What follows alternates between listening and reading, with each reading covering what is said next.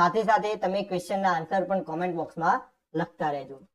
તો કંડક્ટરની ચામડાની મની બેગનો આકાર કેવો હોય છે મિત્રો? ખાસ કંડક્ટરની જે સાધન સામગ્રી છે એમાં આપણે મની બેગની ચર્ચા કરી હતી અને આ મની બેગ વિશે આપણે સંપૂર્ણ ભણ્યા હતા. તમને કહ્યું પણ હતું કે કંડક્ટરની જેટલી પણ સાધન સામગ્રી છે બધી જ તમને ખબર પણ હોવી જોઈએ. તો જે મની બેગ છે એનો આકાર કેવો હોય છે? લંબચોરસ, ગોળ, અર્ધચંદ્રાકાર કે ત્રિકોણ?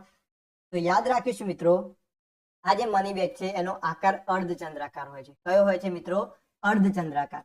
સાથે સાથે બીજી બે વસ્તુ તમને યાદ રાખવાની કહી હતી મિત્રો કે મની બેગમાં કેટલા ખાના હોય છે? તો મની બેગ 2 ખાનાની બનેલી હોય છે અને આ જ મની બેગ છે એને બીજું શું કહેવાય છે મિત્રો? તો કંડક્ટરની તિજોરી મિત્રો. શું કહેવાય છે? કંડક્ટરની, ખાસ મિત્રો સુધારી દઈએ આપણે, કંડક્ટરની તિજોરી. યાદ રાખીશું મિત્રો. સાથે સાથે 3 પ્રશ્નો કે મની બેગ કેટલા ખાનાની હોય છે? તો મની બેગ 2 ખાનાની હોય છે અને આ જ જે મની બેગ છે એને મિત્રો કંડક્ટરની તિજોરી કહેવામાં આવે છે. અને તમને શીખવાડ્યું હતું કે જો મની બેગ ખોવાઈ જાય છે તો કંડક્ટર સામે ખાતાકીય પગલાં લેવામાં આવે છે. કયા મિત્રો? ખાતાકીય પગલાં લેવામાં આવે છે. આ બધી જ ચર્ચા આપણે કરી ચૂક્યા છે. તો આ પ્રકારે પ્રશ્નો પૂછાઈ શકે છે આ કોર્સને લગતા, એટલે ખાસ મિત્રો યાદ રાખી લેજો. અને એનો આકાર કેવો હોય છે? તો અર્ધચંદ્રાકાર હોય છે. કેવો આકાર હોય છે? અર્ધચંદ્રાકાર હોય છે. તો અહીંથી આપણો ઓપ્શન નંબર સી છે એ રાઈટ આન્સર થઈ જશે. આ બધાની જ પીડીએફ તમને આપણી ટેલિગ્રામ ચેનલમાં મળી જશે. ટેલિગ્રામ ચેનલની લિંક પણ તમને ડિસ્ક્રિપ્શન બોક્સમાં મળી જશે. ખાસ મિત્રો સાથે સાથે તમે પણ આન્સર લખતા રહેજો. આગળ વાત કરીએ તો આગળનો ક્વેશ્ચન છે, બસ ઉપડતા પહેલા કંડક્ટરે અંગત રકમની નોંધ કોની પાસે કરાવવાની હોય? એટલે કે બસ ઉપડે એ પહેલા કંડક્ટરે પોતાની પર્સનલ જે રકમ છે, પર્સનલ રૂપિયા છે એની નોંધ કોની પાસે કરાવવાની હોય છે? કેશિયર પાસે, ડ્રાઈવર પાસે, ટીસી પાસે કે ડેપો મેનેજર પાસે? મિત્રો આપણે શીખ્યા હતા કે એક અંગત રકમ એટલે કે પર્સનલ જે એની રકમ છે, પર્સનલ રૂપિયા છે એ મિત્રો ટીસી પાસે જમા કરાવવાના હોય છે. હવે ટીસી એટલે શું મિત્રો? ટિકિટ કલેક્ટર નહીં. તમને યાદ રખાવ્યું હતું મેં, ટીસી એટલે ટિકિટ કલેક્ટર નહીં. તો શું યાદ રખાવ્યું હતું? તો ટીસી એટલે ટ્રાફિક કંટ્રોલર. શું યાદ રખાવ્યું હતું? ટીસી એટલે ટ્રાફિક કંટ્રોલર. જે આપણા ડેપો મેનેજર હોય છે એની બાજુમાં એક ટ્રાફિક કંટ્રોલર બેસે છે. આ ટ્રાફિક કંટ્રોલર પાસે આપણે જે અંગત રકમ છે, આપણા જે પોતાના પૈસા છે એ જમા કરાવવાના હોય છે અને એની નોંધ કરાવવાની હોય છે. એટલે ખાસ મિત્રો યાદ કરી લઈશું. અહીંથી આપણો option number C right answer થઈ જશે. આગળ વાત કરીએ. આગળનો ક્વેશ્ચન છે મિત્રો, સંસદ સભ્ય અને ધારાસભ્યની બેઠકો કેટલા સમય સુધી ખાલી રાખી શકાય? મિત્રો અહીંયા બેઠકો એટલે કે બસની સીટો. યાદ રાખીશું, બસની સીટો. ખાસ આપણને ખબર છે કે રિઝર્વ સીટો હોય છે. સંસદ સભ્ય અને ધારાસભ્ય માટે જે રિઝર્વ સીટો હોય છે, સૌ પ્રથમ તો કોમેન્ટ બોક્સમાં આન્સર આપો કે સંસદ સભ્ય અને ધારાસભ્ય માટે રિઝર્વ સીટ નંબર કયો હોય છે? તો યાદ રાખી લઈશું મિત્રો, સીટ નંબર 11 અને 12. આ જે 11, 12 નંબરની સીટ છે એ મિત્રો સંસદ સભ્ય અને ધારાસભ્ય માટે રિઝર્વ રાખવામાં આવે છે કે જ્યારે પણ કોઈ સંસદ સભ્ય અને ધારાસભ્ય આવે છે તો એમને 11 અને 12 નંબરની સીટ ઉપર બેસવાનું હોય છે. ક્વેશ્ચન એવો છે કે સંસદ સભ્ય અને ધારાસભ્યની બેઠકો કેટલા સમય સુધી ખાલી રાખી શકાય છે? એટલે કે બસમાં જો સંસદ સભ્ય અને ધારાસભ્ય આવતા નથી તો ક્યાં સુધી આપણે ખાલી રાખી શકીશું? તો ઉપડવાના સમય સુધી, 15 મિનિટ સુધી, હંમેશા કે જરૂર નથી? તો યાદ રાખીશું કે બસ જ્યારે ઉપડે ત્યાં સુધી મિત્રો આપણે એ સીટો છે એ ખાલી રાખવાની હોય છે. એટલે કે અહીંયા ઓપ્શન નંબર એ, ઉપડવાના સમય સુધી આપણે ખાલી રાખવાની હોય છે. જ્યારે કંડક્ટરની ફરજોની ચર્ચા કરી હતી ત્યારે તમને સમજાવ્યું હતું કે સંસદ સભ્ય અને ધારાસભ્યની સીટ નંબર કઈ હોય છે અને કેટલી સીટો રિઝર્વ હોય છે. આ બધી ચર્ચા આપણે કરી ચૂક્યા છીએ. વાત કરીએ મિત્રો, આગળનો ક્વેશ્ચન છે કાર્ડિયાક મસાજ. ખાસ યાદ રાખીશું મિત્રો, કાર્ડિયાક મસાજ આપણે જ્યારે પ્રાથમિક સારવાર, તો પ્રાથમિક સારવારની ચર્ચા કરી હતી ત્યારે મેં તમને કાર્ડિયાક મસાજ વિશે વાત કરી હતી. જો ના જોયું હોય તો તમે એપ્લિકેશનમાં જઈને જોઈ શકો છો. તો આ જે મસાજ છે એ દર્દીને કેવી જગ્યા પર સુવડાવવો જોઈએ? કારણ કે પ્રાથમિક ફરજો છે, જે પ્રાથમિક સારવારની ફરજો છે એ કંડક્ટરે કેવી રીતે નિભાવવાની છે એના લગતા ક્વેશ્ચન પૂછાય છે. જ્યારે પણ કાર્ડિયાક મસાજ મારે દર્દીને આપવું છે તેને કેવી જગ્યા પર મારે સુવડાવવું પડશે, ઊંઘાડવું પડશે? ઓપ્શન એ ગાદલા ઉપર, ઓપ્શન બી સપાટ જગ્યા ઉપર, ઓપ્શન સી પલંગ ઉપર અને ઓપ્શન ડી બસની અંદર. તો યાદ રાખીશું મિત્રો કે કાર્ડિયાક મસાજ માટે દર્દીને સપાટ જગ્યા ઉપર સુવડાવવાનો હોય છે. આ વસ્તુ ખાસ ક્લિયર કરી લઈશું કે ઓપ્શન નંબર બી આપણો રાઈટ આન્સર થઈ જશે. આગળ વાત કરીએ મિત્રો, આગળનો ક્વેશ્ચન છે આપણો, હાડકાની ભાગતૂટમાં ઈજાવાળા ભાગને કઈ રીતે ટેકો આપવાનો હોય છે? જ્યારે પણ ફ્રેક્ચરની ચર્ચા કરી હતી આપણે, તેની ચર્ચા ફ્રેક્ચરની ચર્ચામાં તમને કહ્યું હતું કે સૌ પ્રથમ ફ્રેક્ચર થાય તો શેનો ઉપયોગ કરવાનો? તો સૌ પ્રથમ ખપાટિયા. શેનો? ખપાટિયા. અને આ ખપાટિયાની સંપૂર્ણ ચર્ચા આપણે કરેલી છે કે ખપાટિયાને કેવી રીતે મૂકવું, ખપાટિયાને કેવી રીતે બાંધવું, ખપાટિયામાં કઈ જગ્યા ના રહેવી જોઈએ, આ બધી જ ચર્ચા કરી છે. તો જ્યારે ફ્રેક્ચર થાય અથવા તો ભાંગતૂટ થાય ત્યારે ઈજાવાળા ભાગને કઈ રીતે ટેકો આપવાનો હોય છે? હાથથી પકડવાનો હોય, પટ્ટી મારવાથી, હાડકું બેસાડી દેવાથી, કે ખપાટિયા મૂકી પાટો બાંધવાથી? તો એક્ઝેક્ટલી મિત્રો ખપાટિયા મૂકી અને પાટો બાંધીએ ત્યારે મિત્રો એને એક થોડી રાહત મળી શકે છે. એટલે કે ઓપ્શન નંબર ડી આપણો રાઈટ આન્સર થઈ શકે છે. આ બધી જ ચર્ચા કરી છે માત્ર ને માત્ર આજે આપણે ક્વેશ્ચન આન્સરની ચર્ચા. નેક્સ્ટ વાત કરીએ મિત્રો, નેક્સ્ટ છે ક્વેશ્ચન આપણો 1.5 સ્ટેજ એટલે ખાલી જગ્યા કિલોમીટર. મિત્રો આપણે સ્ટેજ આધારિત એક્ઝામ્પલ શીખ્યા હતા અને ખાસ તમને એ વખતે પણ જણાવ્યું હતું કે જે ભાડાપત્રક હોય છે આપણું, આ ભાડાપત્રકમાં મિત્રો અંતર છે એ કિલોમીટરમાં હોતું નથી, પરંતુ અંતર છે એ શેમાં મપાય છે? તો એ અંતર સ્ટેજમાં મપાય. હવે આ સ્ટેજ વિશે શું છે એ બધું જ શીખ્યા છીએ આપણે, અને તમને કહ્યું હતું કે એક સ્ટેજ બરાબર કેટલા કિલોમીટર ગણાય? તો એક સ્ટેજ બરાબર 6 કિલોમીટર. કેટલા કિલોમીટર મિત્રો? 6 કિલોમીટર. અને એક સબસ્ટેજ બરાબર 3 કિલોમીટર. એટલે કે તમને એ પણ જણાવ્યું હતું કે બે સબસ્ટેજ ભેગા થાય તો એક સ્ટેજ બને, અને એક સ્ટેજ એટલે કે 6 કિલોમીટર. અહીંયા આપણને શું કહેવામાં આવ્યું છે? 1.5 સ્ટેજ. એ 1.5 સ્ટેજ એટલે કે એક આખું સ્ટેજ અને બીજું અડધું સ્ટેજ. એક સ્ટેજ એટલે કે 6 કિલોમીટર, એ અડધું સ્ટેજ એટલે કે 3 કિલોમીટર. તો ટોટલ કેટલા કિલોમીટર થશે મિત્રો? 9 કિલોમીટર. આ બધી જ ચર્ચા આપણે કરી છે, એટલે કે અહીંથી આપણો ઓપ્શન નંબર એ રાઈટ આન્સર થઈ જશે. ખાસ ક્લિયર કરી લઈશું. આગળ વાત કરીએ તો આગળનો ક્વેશ્ચન છે આપણો, જનીલ એક બસમાં 48 કિલોમીટર મુસાફરી કરે છે તો કેટલા સ્ટેજ ગણાય? આ ગાણિતિક પ્રશ્ન છે મિત્રો. તો આપણને જ્યારે સ્ટેજ આધારિત એક્ઝામ્પલ ખબર હશે તો જ આપણે આ ક્વેશ્ચનનો આન્સર આપી શકીશું. તો શું કહેવા માંગે છે અહીંયા? એક બસમાં કેટલા કિલોમીટરની મુસાફરી કરે છે જનીલ? 48 કિલોમીટરની. હવે આ જે કિલોમીટર છે એને મારે સ્ટેજમાં કન્વર્ટ કરવાના છે, તો કેવી રીતે કરી શકીશ? તો આપણે શીખ્યા હતા મિત્રો કે 6 કિલોમીટર બરાબર એક સ્ટેજ. આપણને બધાને જ ખબર છે. તો અહીંયા આપણી મુસાફરી કેટલી છે? 48 કિલોમીટરની છે. તો અહીંયા 48 કિલોમીટર બરાબર કેટલા સ્ટેજ? અહીંયા ક્રોસ ગુણાકાર બધાને જ ખબર છે, 48 × 1/6. આ ક્રોસ ગુણાકાર, ચોકડી ગુણાકારની રીત જો ના આવડતી હોય, ત્રિરાશિ મિત્રો ખાસ તમને જણાવ્યું હતું, આ ત્રિરાશિ ના આવડતી હોય તો શીખી લેજો, કારણ કે આ એક બેઝિક 8મા ધોરણના બાળકનું ક્વેશ્ચન છે. 8મા ધોરણનું બાળક ત્રિરાશિ શીખે છે. જો ના આવડતું હોય તો તમે શીખી લેજો. અહીંયા કેટલા થશે મિત્રો? 8 48 એટલે 8 સ્ટેજ. કેટલા સ્ટેજ? 8 સ્ટેજ.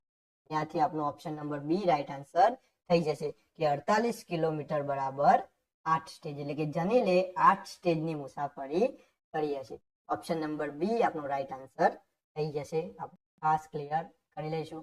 આગળ વાત કરીએ મિત્રો, આગળનો ક્વેશ્ચન છે આપણો, અકસ્માતમાં પેટના ભાગમાં ઈજા થઈ હોય ત્યારે કેવું કપડું ઢાંકવું જોઈએ?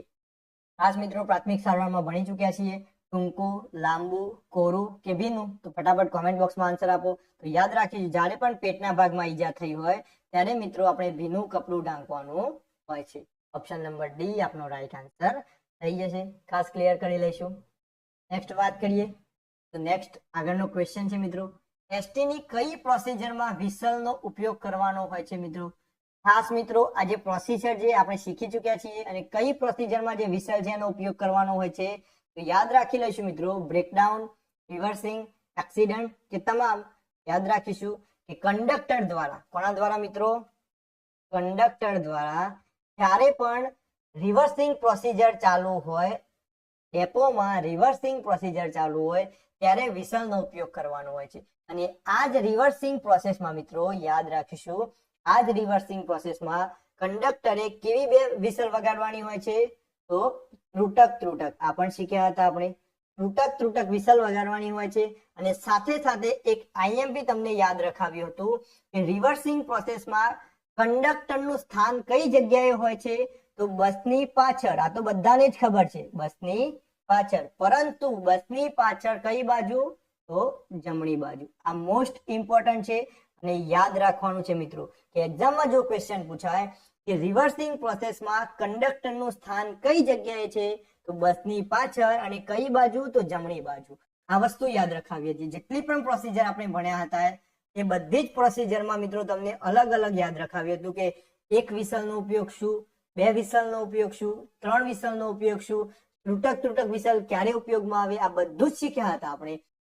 તો આવા જ પ્રશ્નો મિત્રો બેઠે બેઠા એક્ઝામમાં પૂછાઈ શકે છે, એટલે યાદ રાખીશું મિત્રો. આપણે ખાસ યાદ રાખી લઈશું આ વસ્તુ કે રિવર્સિંગ પ્રોસેસમાં ત્રુટક ત્રુટક વિસલનો ઉપયોગ થાય છે અને કંડક્ટરનું સ્થાન કઈ જગ્યાએ હોય છે? તો બસની પાછળ, પરંતુ કઈ જગ્યાએ? જમણી બાજુ હોય. આ વસ્તુ ખાસ મિત્રો કરી લઈશું. વાત કરીએ ત્યાં ઓપ્શન બી આપણો રાઈટ આન્સર થઈ જશે. નેક્સ્ટ ક્વેશ્ચન છે આપણો. નેક્સ્ટ ક્વેશ્ચનની ચર્ચા કરીએ તો ફરજ પર ચડતી વખતે ટ્રંક બેગની ચકાસણીમાં શું તપાસવાનું હોય છે? મિત્રો ટ્રંક બેગ આવે અહીંયા. શું આવે? ટ્રંક બેગ. એટલે કે ટ્રંક બેગ છે એની ચકાસણીમાં શું તપાસવાનું હોય છે? જગ્યા, સીલ, રંગ કે આકાર. તો યાદ રાખીશું એ કંડક્ટર તરીકે જ્યારે ટ્રંક બેગ આપણને મળે છે તો આ ટ્રંક બેગ સીલ પેક છે કે નહીં એ આપણે ચકાસવાનું હોય છે. એટલે કે અહીંથી આપણો ઓપ્શન નંબર બી છે એ રાઈટ આન્સર થઈ જશે. ખાસ મિત્રો ક્લિયર કરી લઈશું. વાત કરીએ આગળનો ક્વેશ્ચન છે આપણો. પ્રવાસીઓને ટિકિટ આપવા કંડક્ટરો દ્વારા વાપરવામાં આવતું મશીનનું નામ. અને આ મશીન દ્વારા મિત્રો દરેકે દરેક એક્ઝામમાં ક્વેશ્ચન પૂછાય છે અને આ મશીનને ડિટેલમાં ભણવું આવશ્યક છે, કારણ કે કંડક્ટરે આ મશીનથી જ કામ કરવાનું છે એટલા માટે. અને એક્ઝામમાં 5 થી લઈને 7 ક્વેશ્ચન આ મશીનને લગતા પૂછાય છે. એટલે ખાસ યાદ રાખી લઈશું કે પ્રવાસીઓને ટિકિટ આપવા કંડક્ટરો દ્વારા વાપરવામાં આવતા મશીનને શું કહેવાય છે? એટીએમ, એટીએમ, ટીટીએમ કે ટીસીએમ? ફટાફટ કોમેન્ટ બોક્સમાં આન્સર આપી દો મિત્રો. તો યાદ રાખી લઈશું મિત્રો જે મશીન છે એનું નામ છે ETM, એટલે કે ઇલેક્ટ્રિક ટિકિટ મશીન. ત્યાં ઓપ્શન નંબર એ છે ETM. યાદ રાખીશું એનું full form electric ticket machine. આ ઇલેક્ટ્રિક ટિકિટ મશીન છે એમાં કેટલા અંકોનો ઉપયોગ થાય છે, દરેક અંકનું કામ શું, લોકલ બસ માટે કયો કોડ વપરાય, એક્સપ્રેસ બસ માટે કયો કોડ વપરાય, આ બધી જ ચર્ચા આપણે કરી છે અને એમાંથી ક્વેશ્ચન આવવાની સંભાવનાઓ પૂરેપૂરી રહેલી છે. એટલે ખાસ યાદ રાખી લઈશું. એટલે કે અહીંથી આપણો ઓપ્શન નંબર એ રાઈટ આન્સર થઈ જશે. આગળ વાત કરીએ તો આગળનો ક્વેશ્ચન છે મિત્રો. ETM માં એટલે કે ઇલેક્ટ્રિક ટિકિટ મશીનમાં સી દબાવી એન્ટર આપવાથી, ખાસ મિત્રો અહીંયા શું આપ્યું છે? સી દબાવી એન્ટર આપવાથી કયા રૂટની બસ માટે ટિકિટ આપી શકાશે? મોસ્ટ આઈએમપી પ્રશ્નો છે આ બધા. એવા મિત્રો મોસ્ટ આઈએમપી આપણને ETM ખબર હોય તો જ આનો આન્સર આવડી શકે છે.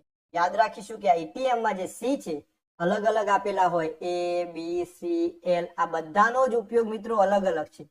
તો આ જે સી છે એ દબાવી આપણે એન્ટર આપીશું તો કયા રૂટની બસ નીકળશે? વોલ્વો, લોકલ, એક્સપ્રેસ કે આપેલ તમામ? ફટાફટ કોમેન્ટ બોક્સમાં આન્સર આપી દો મિત્રો. તો યાદ રાખીશું જ્યારે સી દબાવીશું ત્યારે મિત્રો એક્સપ્રેસ બસ, કઈ બસ? એક્સપ્રેસ બસનો ટિકિટ નીકળશે. એક્સપ્રેસ બસની જે રૂટ છે એ બસની ટિકિટ નીકળશે સી દબાવીને એન્ટર આપવાથી. તો યાદ રાખીશું અહીંથી આપણો option number C right answer થઈ જશે.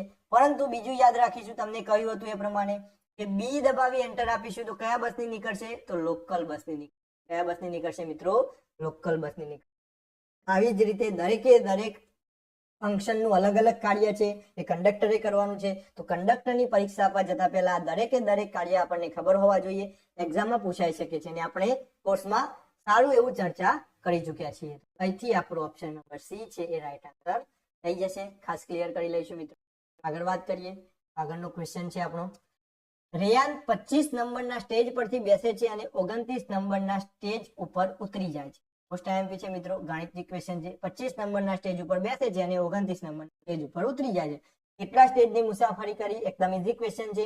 29 નંબરે ઉતરી જવું અને 25 નંબરે બેસી જવું. તો કેટલા સ્ટેજની મુસાફરી થઈ મિત્રો? 4 સ્ટેજની મુસાફરી થઈ.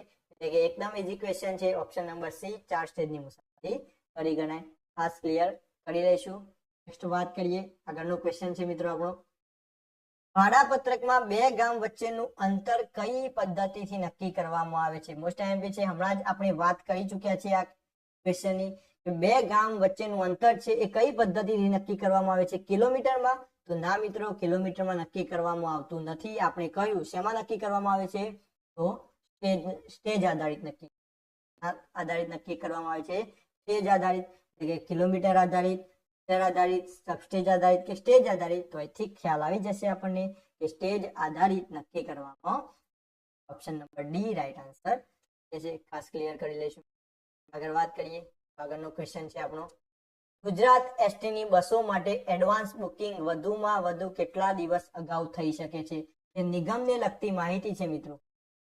નિગમને લગતી માહિતી એક ખાસ મિત્રો તૈયાર કરી લેજો અને એની ચર્ચા આપણે સંપૂર્ણ કરી છે. જે નિગમને લગતી માહિતી છે એમાંથી ક્વેશ્ચન આવી શકે છે. તો ગુજરાત એસટી ની બસો છે એમાં એડવાન્સ બુકિંગ વધુમાં વધુ કેટલા દિવસ અગાઉ થઈ શકે છે? એટલે કે આપણે કોઈ પણ બસનું બુકિંગ આપણે અગાઉ કેટલા દિવસ પહેલા કરી શકીએ છીએ? તો ખાસ યાદ રાખીશું 7 દિવસ, 10 દિવસ, 5 દિવસ કે 12 દિવસ. તો 7 દિવસ એટલે કે 1 અઠવાડિયા પહેલા આપણે અગાઉ બુકિંગ કરી શકીએ છીએ. અહીંયા મિત્રો 7 દિવસની જગ્યાએ અઠવાડિયું આપ્યું હોત તો પણ આપણે યાદ રાખી લઈશું, ખાસ યાદ રાખી લઈશું મિત્રો. એટલે કે અહીંથી આપણો ઓપ્શન નંબર એ રાઈટ આન્સર થઈ જશે. ખાસ ક્લિયર. વાત કરીએ મિત્રો, આગળનો ક્વેશ્ચન છે આપણો, T23 પત્રક કયા હેતુ માટે વપરાય છે મિત્રો? આ બધા જ પત્રકોની ચર્ચા કરી છે મિત્રો. એમાંથી T23 પત્રકની વાત કરી હતી. તો T23 પત્રક છે એ મિત્રો શેના માટે વપરાય છે? તો જ્યારે આપણે પાર્સલની વાત કરી હતી, પાર્સલ લગેજની વાત કરી હતી, ત્યારે તમને કહ્યું હતું કે T23 એટલે કે T23 પત્રક છે એ પાર્સલ સમરી માટે વપરાય છે. કઈ સમરી માટે વપરાય છે? પાર્સલ સમરી માટે વપરાય. અહીંથી આપણો option number D right answer થઈ જશે. ટિકિટ સમરી માટે કયું પત્રક, લગેજ ભાડા માટે કયું પત્રક, આ બધી જ ચર્ચા આપણે કરી ચૂક્યા છીએ. તો અહીંયા ક્વેશ્ચન હતો કે T23 પત્રક તો પાર્સલ સમરી. આ વસ્તુ યાદ રાખીએ ખાસ. આગળ વાત કરીએ મિત્રો, તો આગળનો ક્વેશ્ચન છે, એક ટિકિટ દીઠ પુખ્ત વયના મુસાફરને કેટલું લગેજ ફ્રી લઈ જવા દે? ખાસ મિત્રો યાદ રાખીશું કે પુખ્ત વયના મુસાફરને કેટલું લગેજ ફ્રીમાં આપવામાં આવે છે? 20 કિલોગ્રામ, 25 કિલોગ્રામ, 15 કિલોગ્રામ કે 30 કિલોગ્રામ? તો યાદ રાખીશું કે ગુજરાત એસટી નિગમના રૂલ્સ પ્રમાણે એક પુખ્ત વયના મુસાફરને 25 કિલોગ્રામ લગેજ ફ્રી લઈ જવા દેવામાં આવે છે. એના ઉપરનો જે છે એ લગેજ ચાર્જ છે. એ લગેજ ચાર્જ કેટલા રૂપિયા છે એ બધી જ ચર્ચા કરી છે, પરંતુ ફ્રી લગેજ મિત્રો 25 કિલોગ્રામ છે. સાથે સાથે બીજું એક વસ્તુ યાદ રાખી લઈશું, તો 5 વર્ષ સુધીનું જે બાળક છે એની ટિકિટ મિત્રો ફ્રી હોય છે. યાદ રાખીશું 5 વર્ષ સુધીનું બાળક છે એની ટિકિટ ફ્રી હોય છે. અને 5 થી લઈને 12 વર્ષ સુધી, કેટલા વર્ષ સુધી? 5 થી લઈને 12 વર્ષ સુધી છે એમની ટિકિટ કેટલી હોય છે? તો અડધી હોય છે. અને 12 થી વધુની ટિકિટ આખી હોય છે. આ વસ્તુ ખાસ, આ 3 વસ્તુ યાદ રાખી લેજો. 5 વર્ષ સુધીના જે બાળકો છે એમની ટિકિટ ફ્રી હોય છે.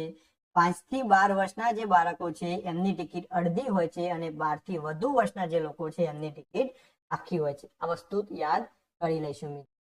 ખાસ અહીંયા ઓપ્શન નંબર બી